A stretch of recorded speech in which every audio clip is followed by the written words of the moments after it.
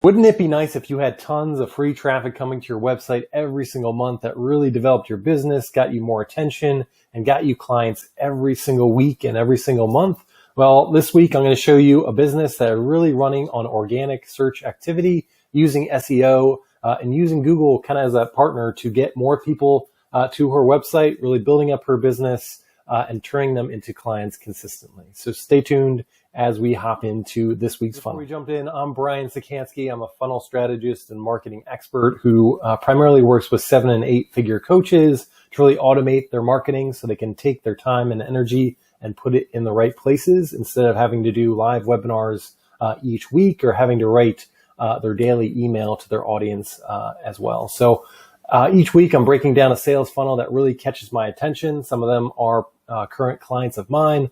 Others are just ones that I came across that really I found interesting. So I break them down. I show you what is working, where could there be potential source of improvement, so that as you build out the funnel for your business, you know some of the best practices, and you can take what is working across industries and put it to work for you. So hit that subscribe button, hit that notification bell, so that every single week you're notified when content comes out from me. And with that, let's jump into this week's. What he tells you as a parent is how much cooking as a skill is really important, and nowhere, and that has never been more relevant than in the current year. So during this pandemic, where I've been really forced to kind of stay home with my 2 kids, I've got a 1-year-old and a 3-year-old. So I haven't been able to send them to daycare, keeping them home, kind of keeping them entertained during the day.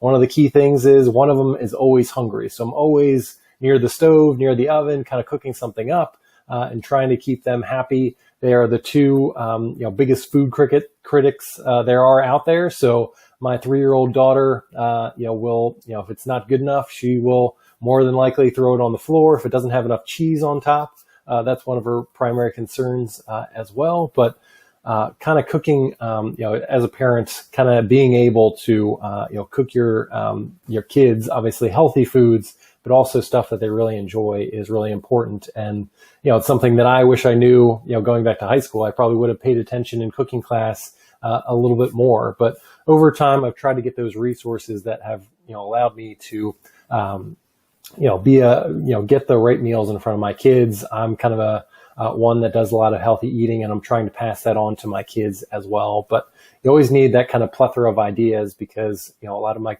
especially my older one, doesn't like to see the same meal often in front of her. And if she does, it's not good. And, in fact, today she talked about, when I offered some leftovers to her, she's like, "Are you kidding me, Dad? Come on, we got to get something fresh and new here." So always got to have those great ideas to get in front of her. And that's where I'm really utilizing the resource and one of the key coaches that we'll talk about today, Laura Fuentes, and her company called Momables.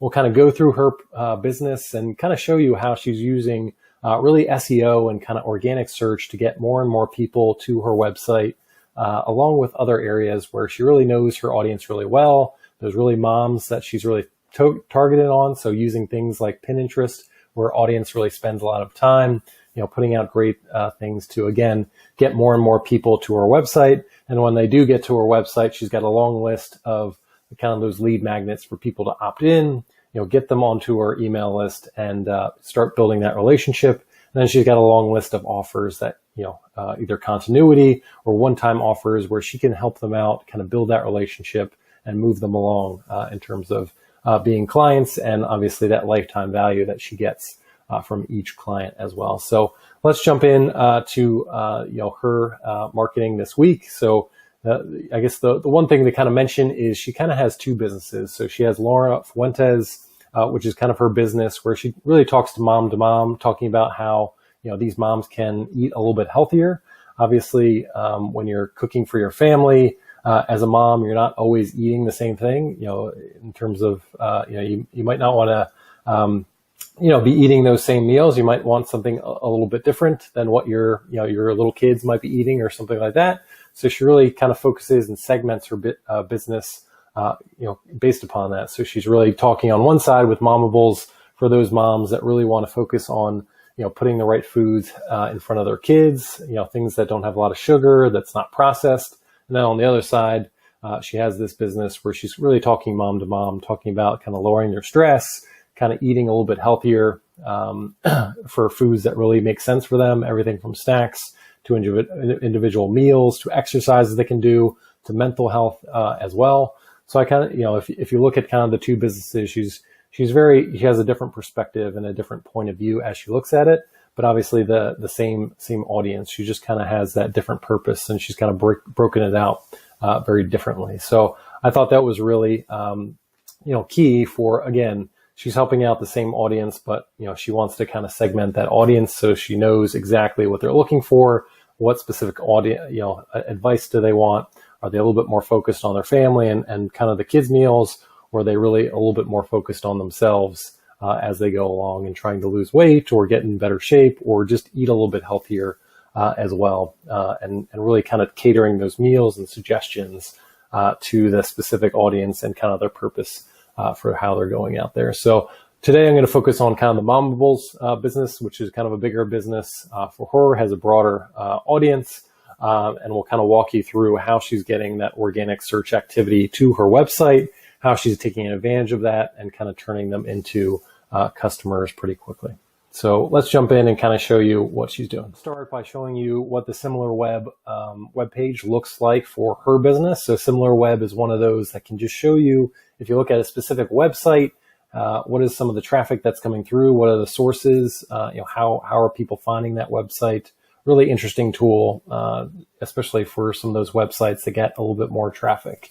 If you got one of those smaller businesses and you don't have a ton of traffic, it's not going to always show up on SimilarWeb, but this is one example where it does, again, largely leading to she gets a lot of traffic to her website. She's doing a lot of organic search activity, SEO in that respect. So you'll see if you go to similarweb.com, if you type in some of those bigger companies, you'll get the same level of data. But I thought just kind of starting here will give you a good snapshot on where she is, where she's getting that activity, and how it's coming through. So again, kind of just starting with the process, let's just start with, what she really focuses on. So she's helping parents eliminate that processed foods and sugars from their family diet in 30 days. So she has meal plans, she has guides, she has recipes kind of across the board. That's kind of her offers. Obviously those meal plans are kind of the continuity offer that she has.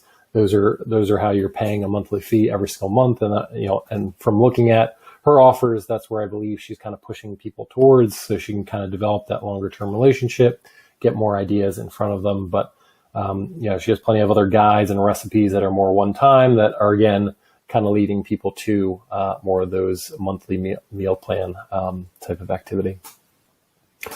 So if we go down here, this kind of just gives you an idea of how much traffic is actually coming to your website. So, this is for the last 6 months, she's getting almost 400,000 people coming to her website over that period. So, a good amount of traffic coming through. If you can look at the bounce rate around 87%, that's pretty common for a lot of those companies that are out there. You're going to have a pretty high bounce rate. I think one of the key things is, for those people that do come to your website, how can you capture even a smaller percentage of that? For her, that almost 400,000, how can she capture kind of a small portion of that? And you can have a really robust business in doing it that way, especially over time. And this is just one part of her business as well. We'll talk about some of the other channels, whether it's YouTube, Facebook, and elsewhere, where she's getting some of that activity and having those conversations with people, and they're signing up for her offers as well. So just recognize that, this is only one part of her business, and we'll take a look at that in a little bit more time. But again, anytime you're getting a lot of good traffic to your website, you want to make sure your website is set up so that when they do come to your website, they're not hitting the page and kind of bouncing off and never coming back again. How can you kind of utilize lead magnets and kind of opt-ins to get them kind of hooked in, kind of building that relationship, continuing that relationship over time, so that you're taking advantage of the search activity and the SEO that you're doing. So primarily a US business. I'm not going to go into that a lot, but here you can kind of see, like, for this website, how are people finding her? You can see almost 86% is coming from search. So people are typing in those Google searches for relevant topics. So these moms are typing in things that are really relevant to them. And she's just built up a lot of great blog posts, SEO, and other areas that really, mainly are blog posts that really speak to specific topics that she knows that moms are searching for. She's on those pages where there isn't a lot of competition. So she's in kind of those first, second, third positions. So people are clicking on her stuff right away. She's creating great content that kind of solves a lot of the problems, provides great recipes, meal plans for these moms.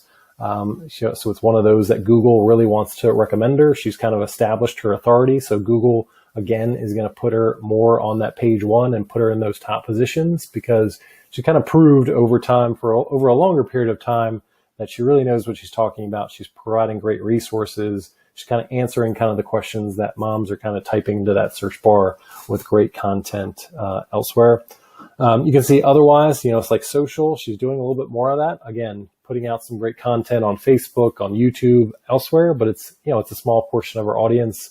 Even though on YouTube, she almost has 100,000 subscribers. So, it's just a small percentage, but she is doing that stuff. And again, Pinterest is another way that she gets it as well. Then you can see kind of the direct business. So people going directly to her website, almost 12% of that traffic as well. So again, kind of speaks to the authority and kind of how great her content is and how she's really providing a great solution for her audience because people are just coming to her site directly. And this kind of just shows you in terms of that organic activity, like what are people searching for? What are their organic keywords that people are typing in? So you can see kind of like, everything that moms really type in, or anybody that's really looking to cook meals for their family, how to thaw chicken, gluten-free sugar, hot chocolate recipes, even simple things like can you freeze milk, banana chips.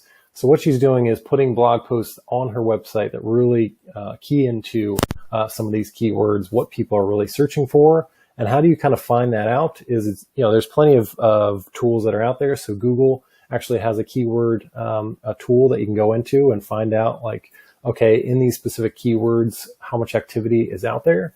I also use something called Keywords Everywhere, which actually shows you the activity for certain keywords, and you can find that out. And again, as you find those keywords where you know that people are searching for that activity, and also looking at the competition. So you don't want to write blog posts and put stuff on your website that has a lot of search activity, but it has a ton of competition, because you're never going to show up on that page one of that Google search. You want to really find those kind of keywords that, maybe aren't the most popular, but enough of your audience is searching for them, but there's not a ton of competition. So that allows you, as you write more and more of that, as you kind of establish your authority and Google kind of takes notice of that, that's how you get on page one. That's how you get on those first couple positions. And that's how you take, a little bit, that's how you get more traffic going to your website as well. And then from a social perspective, again, where is their audience spending a lot of their time? It's in Pinterest, and they're looking at that. I'll show you that in a bit, what that looks like, and how she's getting some search activity that way.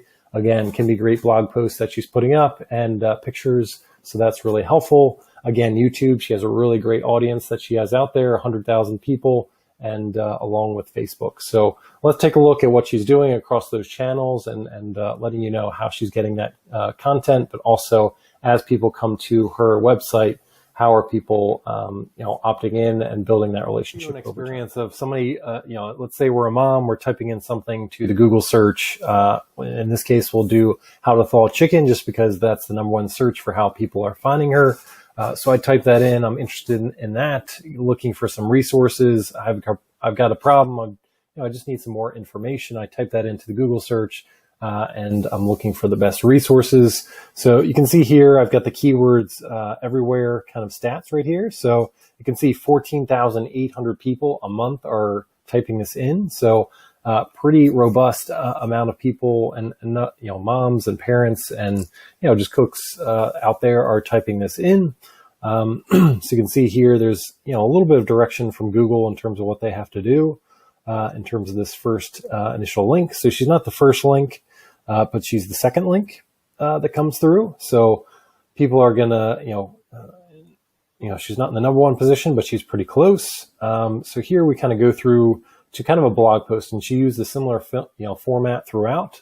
And what she really does effectively is if somebody comes through and reads her blog post, there's a series of at least one opt-in that she has on the page. She has some of our YouTube recipes that are linked to. So anything that might be relevant or congruent to what they're reading about, they can see some more of her content on YouTube and get to know her a little bit better and see some of her other recipes. And then throughout, she's always linking to some of her other blog posts, which obviously helps with SEO, but also allows people, once they get on her website, to kind of continue scrolling through her website and seeing what other recipes she might have, other solutions she might have. So keeping people on the page as long as possible allows for her to potentially get them as a client down the line. So she's got a really long blog post. So again, on the right-hand side here, talking about our 3-6 video e-course. So that's kind of just an opt-in that she has right here. So it's kind of off to the side a little bit, but and she's also she's got a opt-in right here,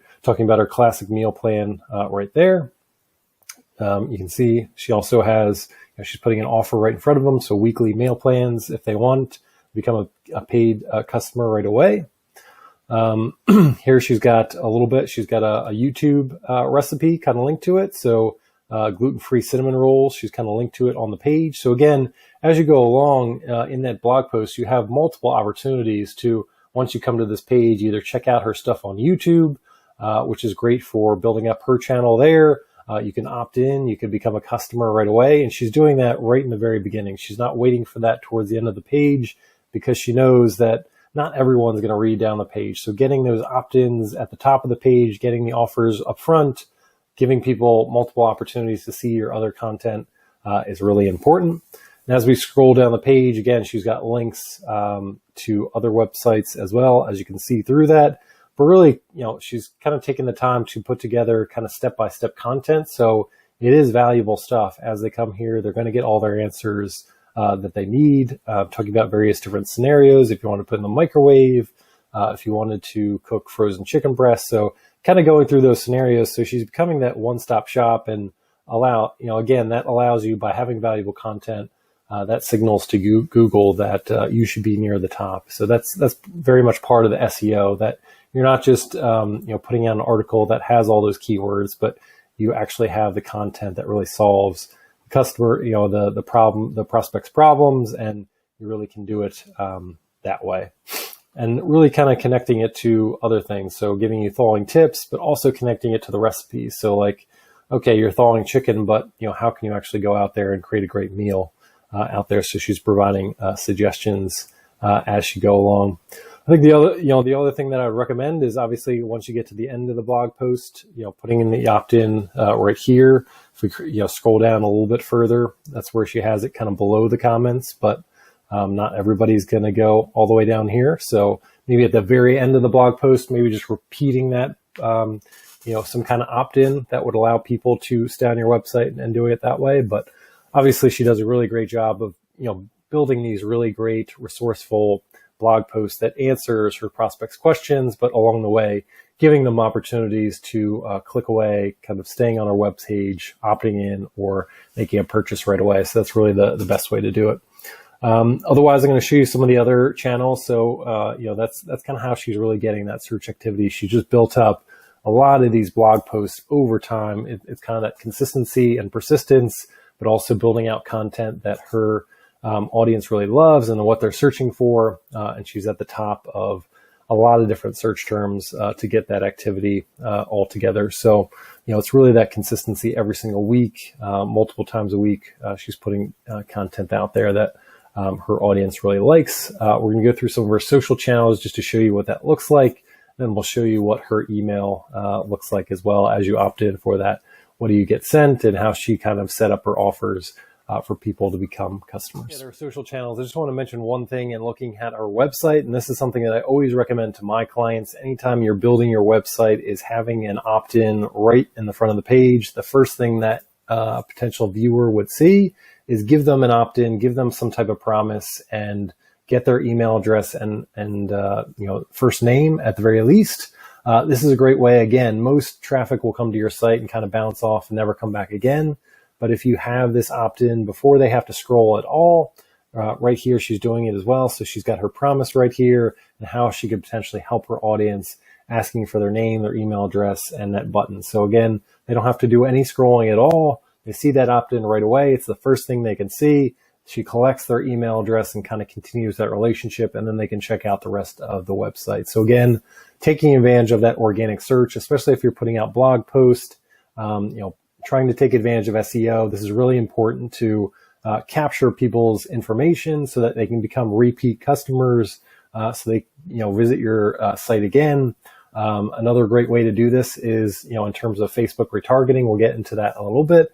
It's another way to do it. Kind of pixel your website and send some ads to them when they do visit Facebook. So we'll talk about that in just a second. But again, at the very least, put an opt-in there. Put it at the very top. Don't make people scroll down the page to see it. It's got to be front and center. Make it really easy. Don't make it have them click to another page to put in their first name or email address. Make it really easy. Don't make them take multiple steps. Put that in, put their promise, put something valuable that they really want that kind of solves one of their problems, and hit that button. And again, continue that conversation. And again, start, sending them emails. So this is one thing that Laura really does, sending out emails every single day, valuable content, building that relationship, sharing stories, and doing it that way. And it leads to a robust, consistent, repeatable business as well. So if we look at some of the other social channels, so Pinterest, keep on saying that wrong, but if you look at her channel right here, does a really great job in terms of like putting together these different pins of what people are looking for, whether it's healthy muffin recipes, breakfast recipes as well. So she really knows what her audience is really thinking about, what kind of problems they need solved, and she's putting kind of these images right in front of them. They're clicking through to, again, some of those blog posts, some of those recipes that she has on her website. So it's a great way of getting some more traffic to her website, and again, having them opt in, become customers, signing up for meal plans as well. So, just a really great job she's doing here. You can use that as kind of a great example of what to do if you have an audience that spends time on this platform and you want a little bit more search activity. And then if we switch over to kind of her YouTube channel, so again, very similar to what she's doing from a blog post perspective. She's putting out consistent content every single week, month after month, about topics that her audience really cares about. Again, she's looking at that SEO at the YouTube level as well in terms of her titles and keywords and tags. She's putting that all together so she's in front of the right people, building up a pretty robust audience. So just under 100,000 subscribers. So she's got a really great audience there as well. If we take a look at her data that she has here, so almost 12 million views for her videos. She's been doing it for a very long time, but 484 videos just in the last 30 days. 258,000 people have seen her videos. She's put together 9 videos. So if you think about that, she's doing a little bit more than 2 videos a week. So again, putting out the right content, doing it consistently is how you can build a business over time. And then if we look at just her videos, again, just to kind of further emphasize the point, she's putting out consistent content all the time that's resonating. So 1 day ago, 4 days ago, 6 days ago, a week ago. So always in front of her audience in terms of her subscribers. Not every video is completely knocking it out of the park, but obviously that consistency is really feeding into her authority also from the YouTube algorithm perspective. So YouTube is probably recommending her content to the right audience, and she's building her audience and subscribers that way as well. So over time, she's been on YouTube for 6-7 years now. So she's built up her audience over a longer period of time, but just gives you a sense of how you can do that. Again, putting together specific titles of what people are searching for. Again, if you used just keywords. So if you look at this, 720 people a month are looking for her channel as well. kind of really tying in kind of these specific titles for what people are searching for, using the tags on those videos, but also the description. Those are kind of the three things that YouTube is really focused on. So the title, the tags, and the description to know where to put and categorize your video and what audiences to get your videos in front of. So just a great, another example of how she's putting out consistent and persistent content to get some more traffic.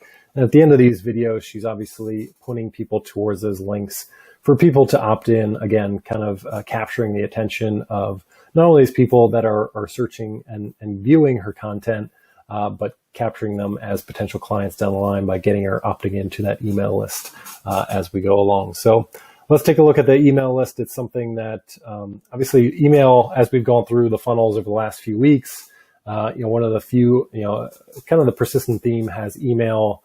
There's been sources of, it has been a source of weakness for a lot of the funnels that I've looked at. But if you look at this one, it's one of the key strengths that she does. She's always out there every single day putting out great content, telling stories. So I'll show you a little bit of that.